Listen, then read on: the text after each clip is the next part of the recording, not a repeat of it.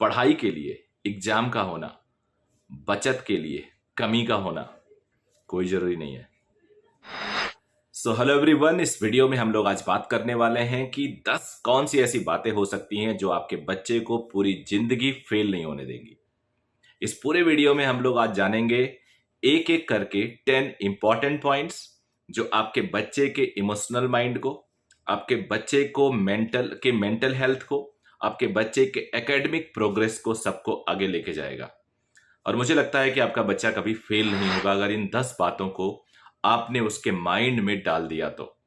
और आपको पता है प्रोसेस जो होता है बच्चे के बिल्डअप करने का वो बचपन से ही होता है, इसमें कोई दो राय नहीं है।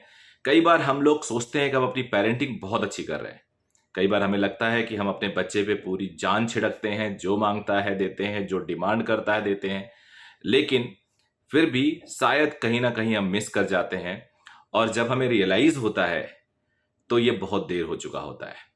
हम पछताते हैं, अफसोस करते हैं और कई बार एज्यूम कर लेते हैं कि जैसा हो रहा है वैसा होने दो, अब क्या कर सकते हैं। बट कहीं ना कहीं अंदर एक गिल्ट रहता है, एक ऐसी फीलिंग रहती है कि यार हम अपने बच्चे को उस तरह नहीं बना पाए जो हम चाह रहे थे।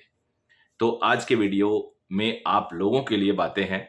मेरा पूरा लाइफ का 21 ईयर्स जो बीता है पिछला, वो ट्रेनिंग में ही बीता है बच्चों के, पेरेंट्स के साथ, स्टूडेंट्स के साथ। तो मुझे लगता है कि मैं इस टॉपिक पे काफ़ी अच्छी ऐड ऑन कर सकता हूं। तो आखिरी तक प्लीज़ बने रहिएगा। अगर पसंद आए तो वीडियो को लाइक करिएगा और चैनल को सब्सक्राइब जरूर करिएगा। पहला पॉइंट है सबसे इंपॉर्टेंट, इसमें मैं फाइनेंशियल, एकेडमिक और ऑफकोर्स स्पिरिचुअल एंड ऑफकोर्स जो एक कल्चरल होता है हमारा, जो हेरिटेज है हमारे इंडिया का, उन सब के बारे में पॉइंट्स मैंने बना के कवर किए हैं। तो पहला पॉइंट है रिस्पेक्ट योर एल्डर्स। बड़ों की इज्जत करना सिखाइए अपने बच्चे को, और ये प्रोसेस आपसे शुरू होगा। अगर आप बड़ों की इज्जत करेंगे तो आपका बच्चा भी करेगा। ऐसा कोई रीजन नहीं है कि अगर आप इज्जत करें और आपका बच्चा ना करे।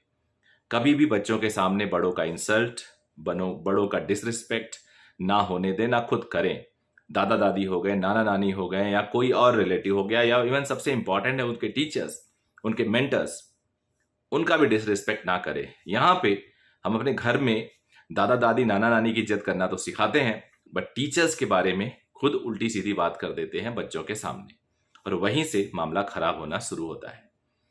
दूसरा पॉइंट है discipline. Discipline is the key of success. आप सबको पता है कोई भी ऑर्गेनाइजेशन वर्ल्ड में जो सक्सेसफुल है, आर्मी को ले लीजिए, पुलिसिंग को ले लीजिए, या कोई भी ऑर्गेनाइज स्ट्रक्चर को ले लीजिए, कोई भी बड़े बंदे को ले लीजिए, कोई भी बहुत पैसे वाले इंसान को ले लीजिए, बहुत सक्सेसफुल इंसान को ले लीजिए, किसी भी टर्म में सक्सेसफुल हो, सबके बेस में आपको डिसिप्लिन मिलेगा। So discipline is the key of success, और ये चीज आप अपने बच्चे को बताइए। बेटर हो तो करके दिखाइए। डिसिप्लिन ये नहीं होना चाहिए कि एग्जाम है तो खूब पढ़ रहे हैं और एग्जाम नहीं है तो बिल्कुल नहीं पढ़ रहे हैं। डिसिप्लिन ये नहीं होना चाहिए घर में तंगी है तो पैसे की बचत कर रहे हैं, पैसे आ गए तो फिर उड़ाने लग गए। डिसिप्लिन हमेशा 24/7 एंड 365 डेज होनी चाहिए। कुछ कुछ चीट डे रख सकते हैं, लेकिन डिसिप्लिन अगर रखेंगे और बच्चे को आप सिखाएंगे तो आपका बच्चा कभी भी लाइफ में फेल नहीं होगा। तीसरा point, books are the best friend. किताबों से अच्छा कोई दोस्त नहीं होता, चाहे एकेडमिक हो, चाहे फाइनेंशियल हो, चाहे मोटिवेशनल हो। अपने बच्चों को किताबें ला के दीजिए, उनके बर्थडे में गिफ्ट दीजिए, उनको मोटिवेट करिए कि वो पढ़ें। और अगर बच्चा पढ़ रहा है तो उसे आप इनकरेज करिए। कुछ कुछ प्राइस डिसाइड कर लीजिए कि पूरी बुक तो खत्म कर लेगा तो ये प्राइस देंगे। बुक में आउटकम क्या क्या है खुद पढ़ के उससे बात करिए, उसका मन लगेगा। दो चॉइस हो ना, यूट्यूब देखना हो और बुक पढ़ना हो, तो बुक पढ़ना आपको ऑप्ट करना चाहिए, आपके बच्चे को भी ऑप्ट करना चाहिए।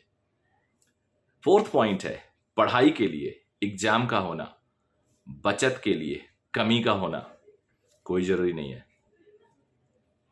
यार ये हैबिट होनी चाहिए, तो ये हैबिट अपने बच्चों में डालिए। केवल एग्जाम के लिए अगर पढ़ रहे हो तो अच्छी बात नहीं है, ये प्रोसेस होना चाहिए। बॉस कंपनी में आ गए हैं, आज बैठे हैं तो हम डिसिप्लिन हैं, नहीं तो हम मस्ती करते हैं, घूमते रहते हैं। ये कहाँ से अच्छा हो सकता है? सिमिलरली पढ़ाई आया तो हम पढ़ने लगे, पढ़ाई नहीं है तो हम नहीं पढ़ रहे हैं, तो ये कहाँ से अच्छा हो सकता है? कमी हो गई पैसे की तो बचत करने लगे, डिसिप्लिन में आ गए, कंजूस हो गए। पैसा कमी नहीं हुई, पैसा आ गया तो खूब खर्चा करने लगे। ये कहाँ से हो सकता है? तो बिना किसी रीजन के भी आपका डिसिप्लिन होना बहुत जरूरी है, और ये चीज आप अपने बच्चे को सिखाएंगे तभी आगे वो बढ़ेगा। उसके बाद जो पांचवा पॉइंट है वो थोड़ा प्रैक्टिकल है। अगर आपके पास मिशन होता है तो आप पूरी ताकत से लग जाते हो, अगर आपके पास गोल होता है तो पूरी ताकत से लग जाते हो, अगर आपके पास एग्जाम होता है तो खूब पढ़ते हो। तो बिना किसी टारगेट, बिना किसी मिशन, बिना किसी गोल के बहुत ज्यादा बेस्ट किसी का निकल के नहीं आता। एक पार्किंसन लॉ मैंने एक वीडियो में बताया था कि बेसिकली जो हमारा टारगेट होता है उसी हिसाब से हमारा जो प्रिपरेशन है वो डिस्ट्रीब्यूट हो जाता है। टारगेट हमारा यानी कोई एग्जाम, मान लो एग्जाम हमारा 1 महीने बाद है तो हम उसी हिसाब से प्लानिंग करते हैं, आखिरी में ही पढ़ेंगे ज्यादा। 10 दिन बाद है तो उसी हिसाब से प्लानिंग करते हैं, 2 दिन बाद है तो भी उसी हिसाब से प्लानिंग करते हैं, ज्यादा पढ़ाई कर लेते हैं। तो पार्किंसन लॉ के हिसाब से भी जरूरी है कि एग्जाम होना, टारगेट होना, मिशन होना, कोई दिमाग में एम बना के चलना, ये जरूरी है। तो छोटे छोटे टारगेट्स अपने बच्चे को दीजिए। बच्चे छोटे छोटे टारगेट्स को जल्दी अचीव करेंगे, उनको प्रेज करिए, उनको अप्रिशिएशन कीजिए, और अगर ऐसा करेंगे तो बड़े टारगेट को आसानी से वो जीत जाएंगे और पहुंच जाएंगे। कई बार हमें लगता है कि छोटे टारगेट्स की बजाय हम सीधे बड़े टारगेट पे बात करें, बिल्कुल गलत स्टेप है। छोटे छोटे टारगेट्स को अचीव करने में ज्यादा मजा है और ज्यादा इसमें सक्सेस भी है। 6 point, feedback is very important. खुद का फीडबैक लीजिए, बच्चों से लीजिए कि तुम बताओ पापा किस किस दिन नाराज रहते हैं, मम्मा किस किस दिन नाराज रहती हैं, वो क्या सोचते हैं। उनके टीचर का फीडबैक लीजिए और फिर उस फीडबैक का मतलब समझाइए। हम लोग सेलेक्टिव फीडबैक लेते हैं, हमारी कोई बुराई करता तो हमें अच्छा नहीं लगता। सिमिलरली हम अपने बच्चों के बारे में भी सेलेक्टिव फीडबैक एक्सपेक्ट करते हैं।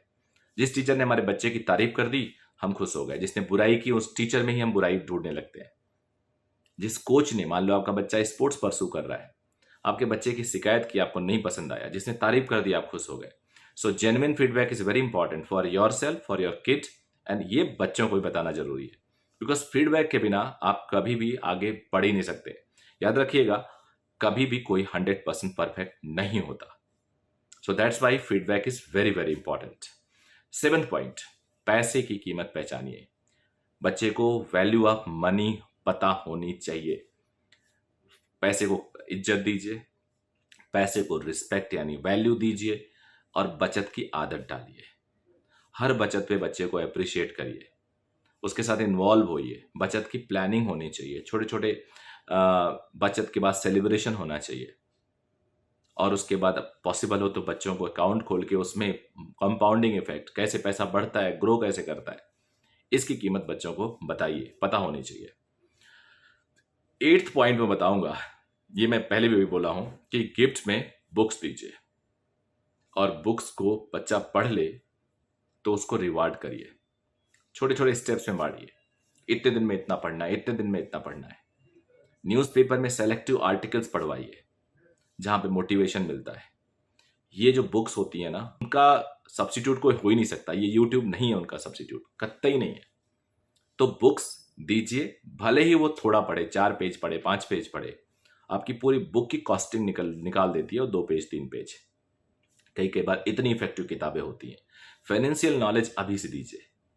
लाइफ पूरा डील फाइनेंस से करना है बच्चे को। आपके सब कुछ आता है, फाइनेंस डील करना नहीं आता है तो फेल हो जाएगा। अगर आप बिजनेसमैन फैमिली से हैं तब तो कोई दिक्कत नहीं है, बट अगर आप बिजनेसमैन फैमिली से नहीं है, क्योंकि तब तो दिक्कत इसलिए नहीं है क्योंकि अक्सर बातें होती रहती हैं, बट अगर आप सर्विस क्लास हैं तो बच्चों को फाइनेंस की उतनी समझ नहीं होती है जितनी चाहिए।